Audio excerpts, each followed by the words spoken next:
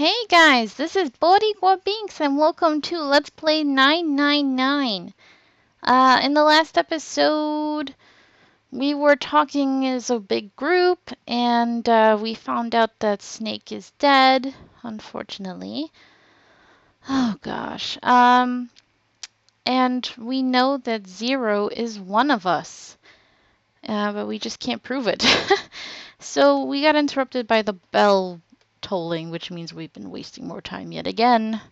How are we ever going to get out of here? I have no idea.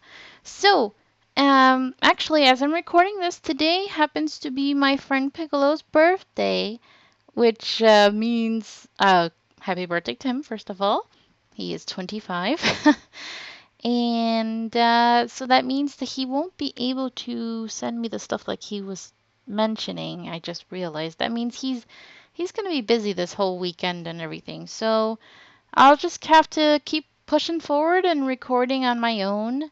The only reason I haven't been doing the whole voice changing thing using Audacity for the male voices is just because it's so hot that when I'm editing, I'm just like, I just want to put everything together as nice as I can, and I don't want to take any extra time to do stuff like that because of the heat in this in my recording room.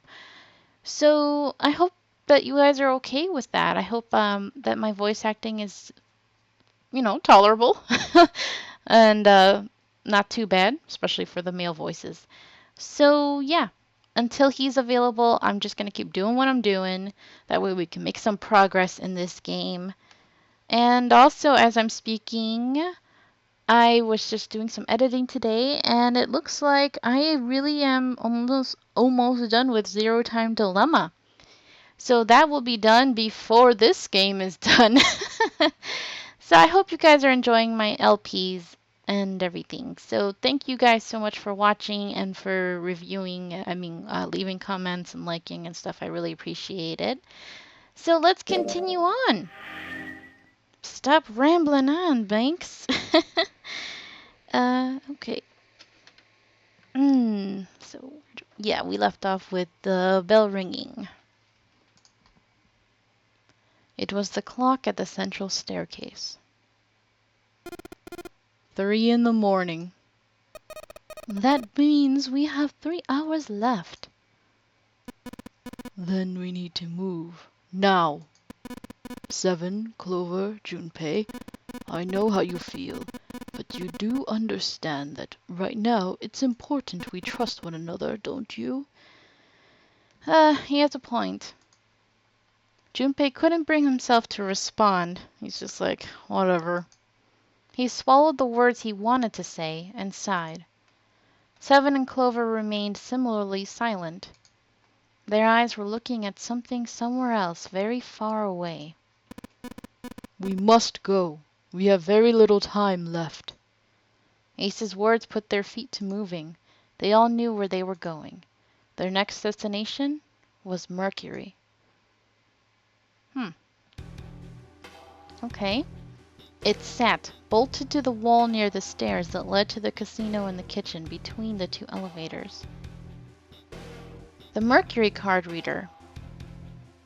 Junpei stood in front of it with the Mercury key card. 7 had given him the card. I found it when we were checking out the shower room. At least that's what he'd said. Junpei slid the card through the reader. The light on the reader turned green and made a tiny electronic noise. Now they were ready. Junpei and Jun had been chosen as the investigators. The reasoning being that they had been to E-Deck before and no one else had. As before, Junpei sent the elevator ahead to make sure the floor they were heading to wasn't flooded. As before, the elevator returned as dry as when it had left. Once it had been checked for water, Junpei and Jun stepped into the elevator. Okay.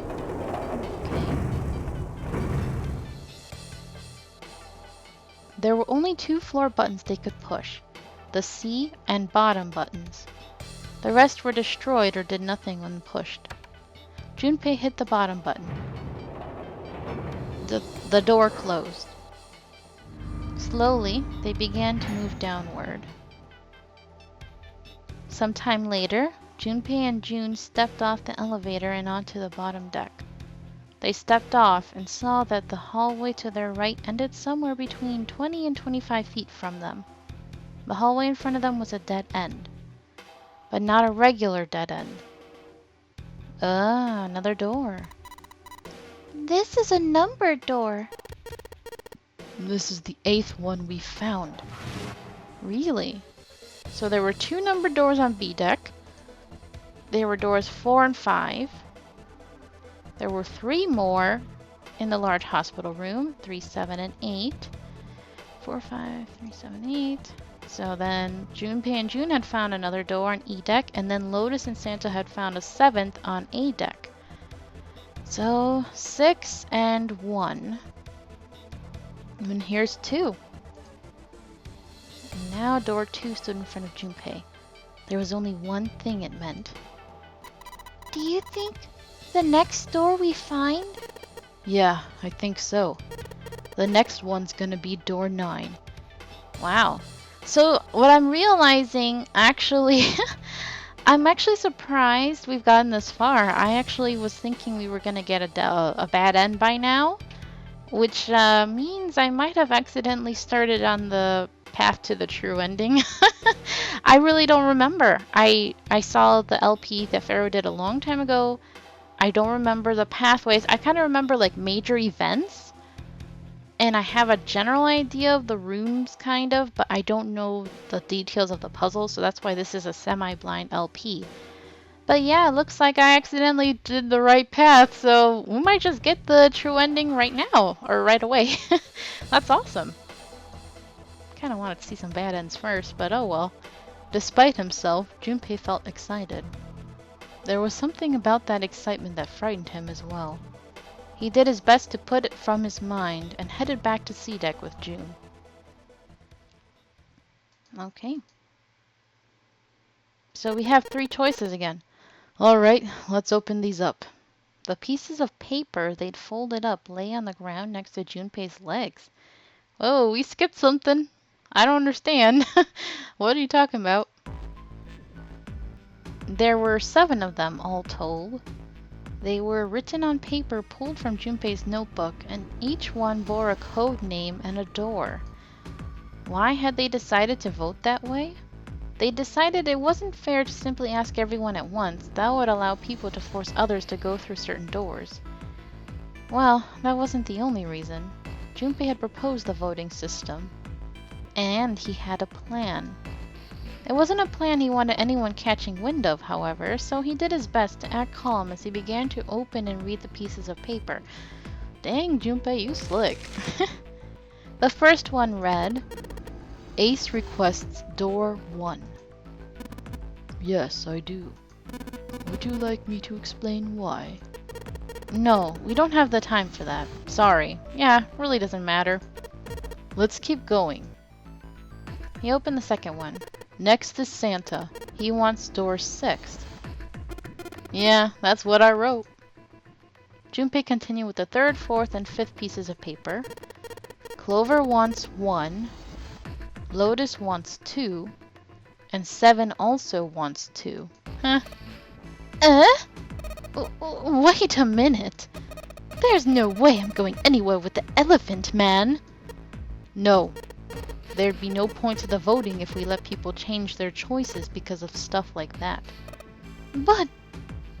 Just give it up, Lotus. It's not like I want to hang out with some exhibitionist grandma. Oh, snap, yo! What? This game, man. People are so rude to each other. Oh, it's hilarious. I'm not an exhibitionist. I'm wearing clothes. Oh, honey, you are barely wearing anything. And couldn't you have worn something a little more decent? I mean, maybe this is her job, but still, ugh. Barely. Thank you. So, last I checked, that's not a crime. Maybe, but what about common decency? Thank you, 7. Oh my god. Nobody wants to have to look at a chick who looks like a half-naked raisin. Oh, hell no! Oh my god. He's asking for it. All I'm gonna say is, it was nice knowing you, Seven. Ugh. I'm going to kill you! Oh snap! Throw down! And the way they put their bodies go down. Oh, this is hilarious. Lotus's hair flared out like the mane of an angry lion, and she roared with a voice that shook the walls. With some difficulty, Ace managed to restrain her. She was killing that boy. Junpei, read the rest. Right. Junpei tore his eyes away and looked down at the sixth piece of paper. He opened it. June wants door 6. Yes. I don't really have a reason. I just felt like it. All of the papers, save Junpei's, had been read. Now the problem with this, I mean, everybody's saying, I want this, I want that, but what if they don't work? You know what I mean? The numbers have to make sense. That's my issue with this. He did some quick calculations in his head. People who requested door 1, Ace and Clover, so that's 1 and 4, and that's 5. So, it's up there. Near a central staircase. People who requested door 2, 7 and Lotus, so that's 7 plus 8. This was the door on the bottom deck and could be reached by taking the elevator to the bottom of the ship. People who requested door 6, Santa and June. This was the door on E deck and could be reached by taking the elevator near the central staircase down. It took him less than a second to run the numbers. He opened the 7th piece of paper and spoke. Okay, the last one is mine. I want to go through...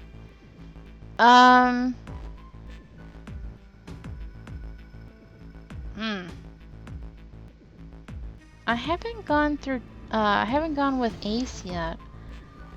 I don't want to go with... I don't want to deal with Lotus and 7 right now. So it's either 1 or 6.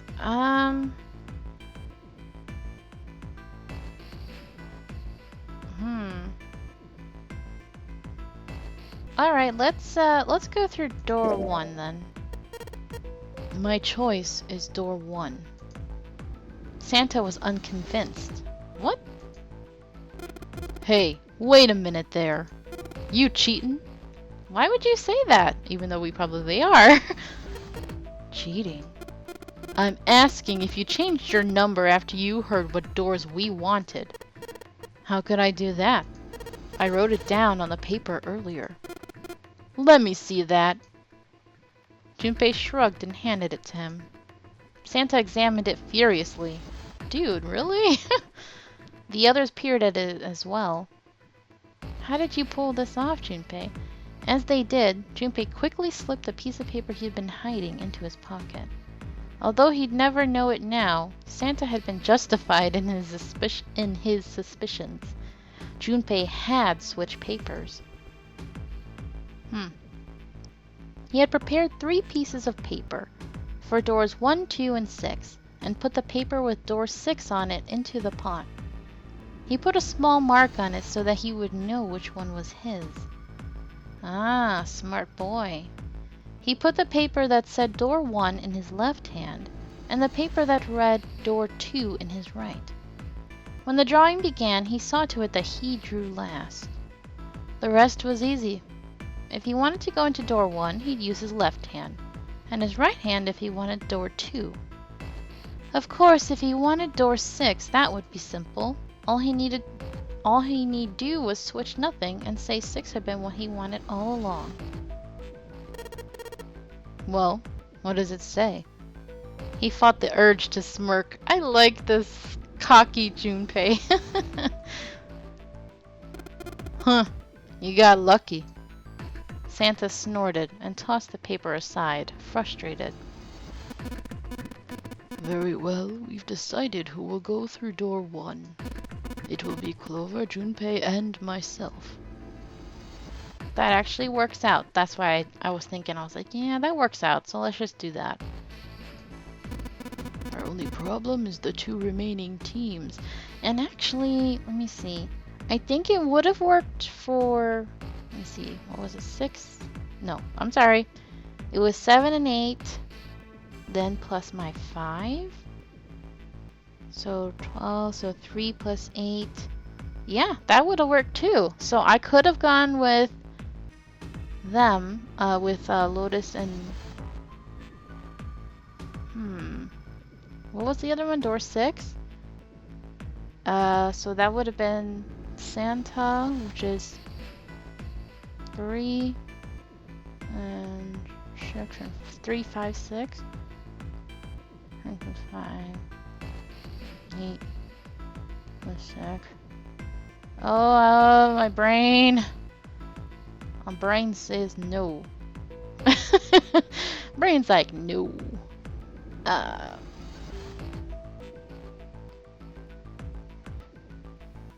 Why does this seem like it's not working? Am I counting something wrong? I don't think it would have worked with door 6, would it? Dude, I think I'm counting wrong. This is gonna keep bothering me.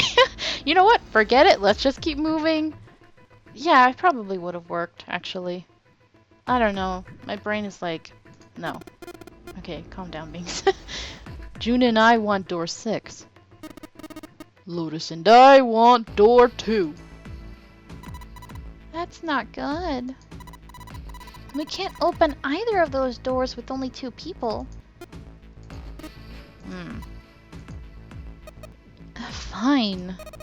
7 will go through door 6. There goes my doggy. Yep, looks like they gotta do it, so... I'm sorry, please ignore my doggy.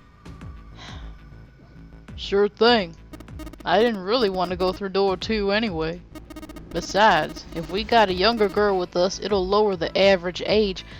7... What are you doing, fool?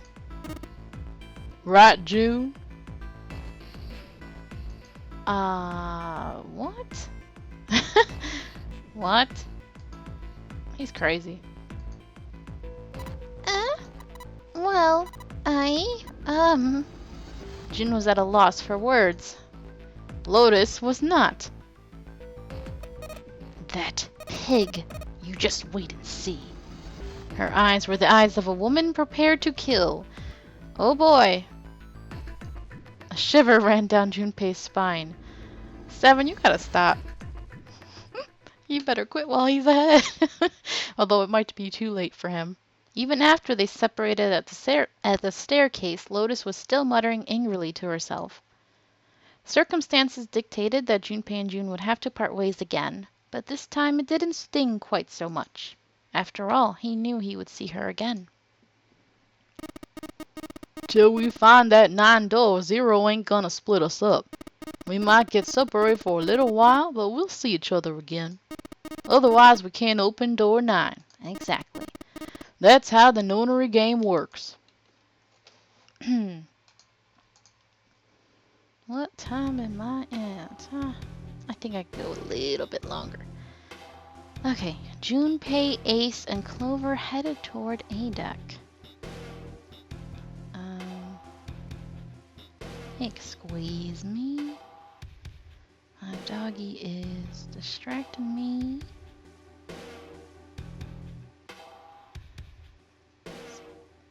I already fed him. Okay. They took out the earth key and opened the door to the left. It opened and they walked through. Here's door 1. It was just as Santa and Lotus had said. At the end of the hallway sat a door with a large red 1 on it. A numbered door. To the left of it, bolted to the wall, was the red. Ace went first and waved his wrist over the scanner panel. Junpei was next. Finally, listlessly, Clover lifted her arm. She leaned toward the scanner panel. The third asterisk clicked to life, shining brightly. Ace took hold of the lever. He took a deep breath and turned to Junpei and Clover. Are you ready? Shall I pull it? Yeah, anytime. Clover said nothing.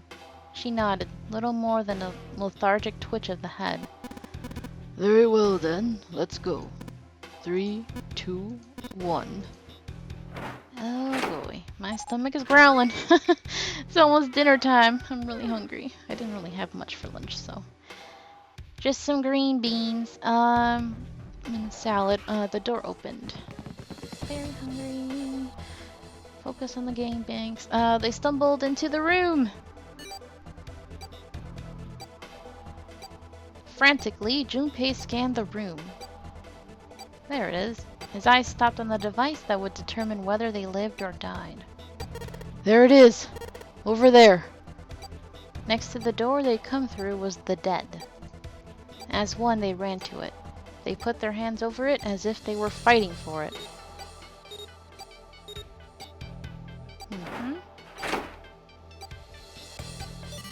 Okay.